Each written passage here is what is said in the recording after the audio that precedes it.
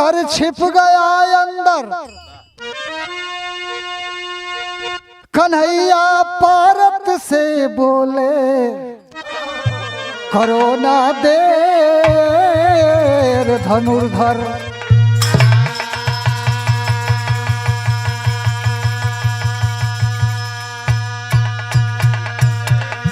कुंती लाल के सर से गिरा कुंती का ही नंदन, अरे भारत में हुआ महाभारत, जहाँ की धूल बनी चंदन।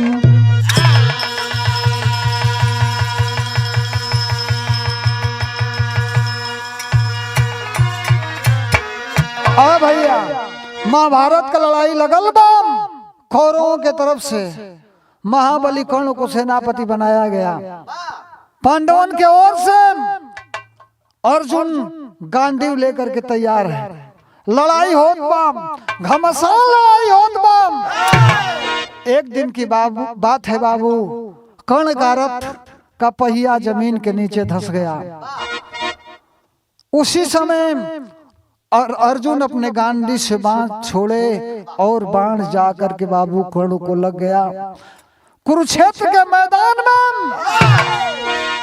कर्ण घायल होकर के गिरा है। और जब घायल हो के गिरल, उस समय चारों ओर आसमान में बदरी छा गई, अंधेरा हो गया। अर्जुन जी पूछत हुवन के प्रभु आखिर का बात बा, चारों ओर अंधार हो गइल बा, धुआं सा लग रहा है। उस समय भगवान कन्हैया कहलन कि अरे अर्जुन, तुमको पता नहीं है कि इस दुनिया का सबसे बड़ा दानी कर्ण कुरुक्षेत्र के मैदान में गिरा है। चलो अंतिम समय है, कर्ण के पास कुछ मांग लिया जाए। तो कृष्ण भगवान अर्जुन ब्राह्मण का रूप बनौलन, बना के पहुंचलन है। कौना अवस्था में वो कर्ण बा, कहल गेल का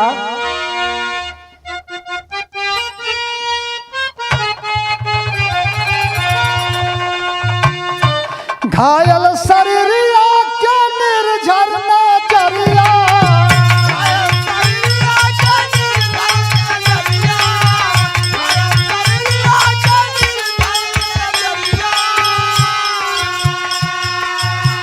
घायल शरीरिया क्या निर्झर नजरिया, बिरन के बिरना निहारी मुरारी जी मांगे लसोनवा, हो मुरारी जी मांगे लसोनवा, भेसवा बनवले भिखारी मुरारी जी मांगे लसोनवा।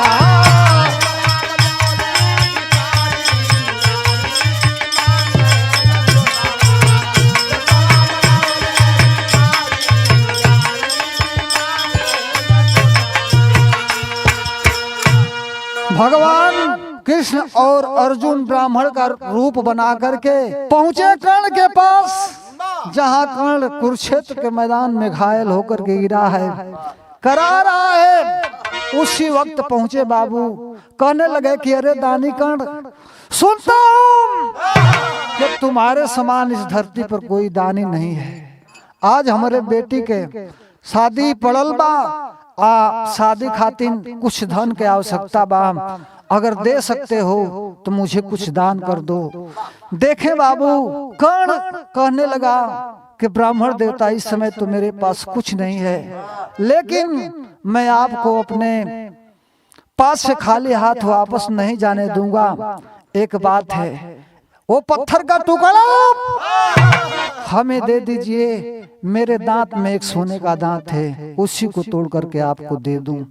देखे बाबू, कन्हैया कालन की अरे कर्ण, तुम दान दे रहे हो लेकिन हमसे बेगारी करवा करके ऐसा नहीं होगा। तो उस समय बताया गया बाबू कि कर्ण घसीटते हुए जाता है, पत्थर के टुकड़ा को उठाता है और उठा करके अपने दांत को तोड़ दे रहा है। अजब कर्ण देने लगा, अरे तुम मुझे झूठा दान दोगे? नहीं, ऐसा नहीं होगा। तो हुआ क्या,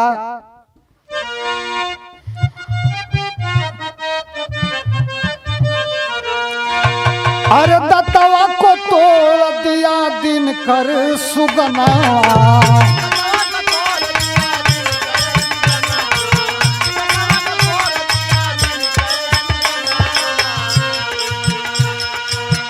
कहला कन्हई झूठा लाई बनाही दानवा।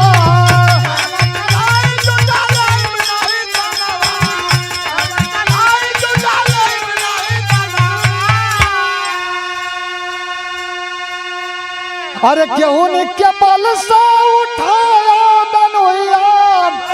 अरे केहू ने के बल से उठाया धनुया। अरे पहाड़ मार पानी निकारी मुरारी जी मांगे लसोनवा। हो मुरारी जी मांगे लसोनवा।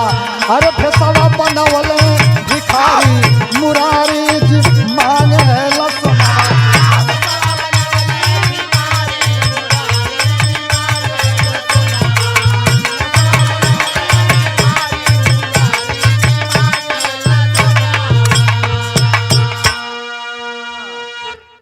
कन्हैया कलन की अरे कर्ण मुझे झूठा दान दोगे। देखे बाबू आज लाचार हो गया कर्ण, केहूनी के बल पर घसीटते हुए बाण को उठाया है और धनुष पर बाण रख कर के बाबू पताल गंगा में छोड़ दिया, नीचे छोड़ दिया। आज जब नीचे छोड़ ले बा वहीं से पताल गंगा निकलती है और दांत के धो के दिले बाम। आज जब दांत के धो के दे दलस ओ समय वो ब्राह्मण रूपी कृष्ण भगवान और अर्जुन अपने भेष में आए। अब भेष में आके एक ठे बात कलन का,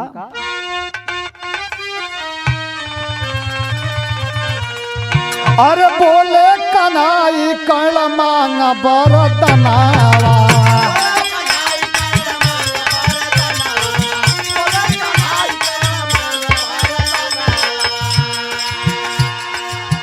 चलत की बेर नाथ जला तेरा सना।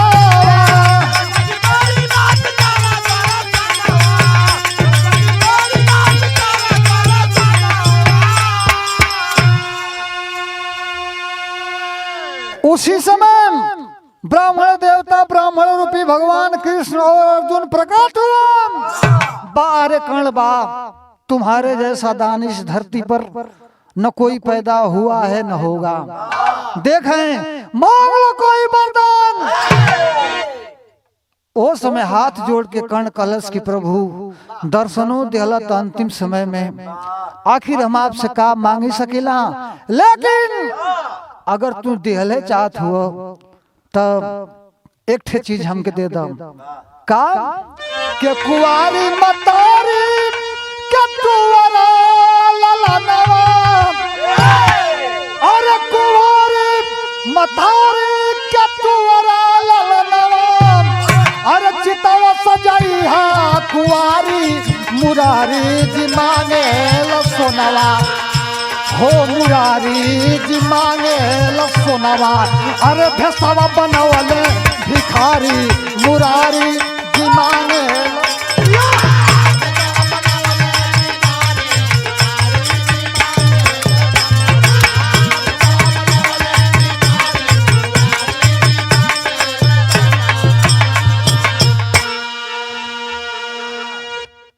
कलश कर्ण कि हम कुंवारी माता का टूअर बेटा है, अगर तू हमके वरदान देवल चाहत हुआ तो हमार शरीर ओ जगह जलई है जवना जगह कोनो शरीर जलल ना होके।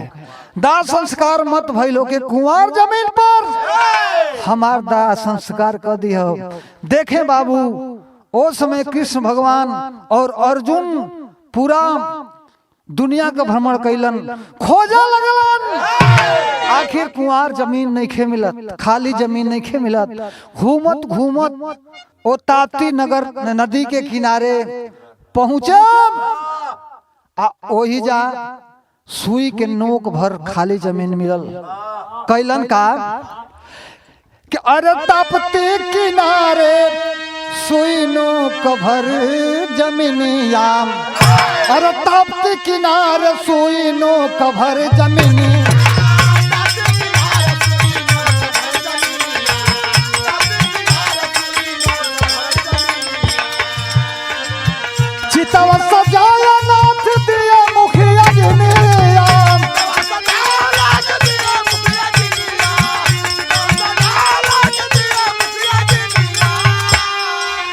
जय जखड़ जा तू जी बगिया सजाए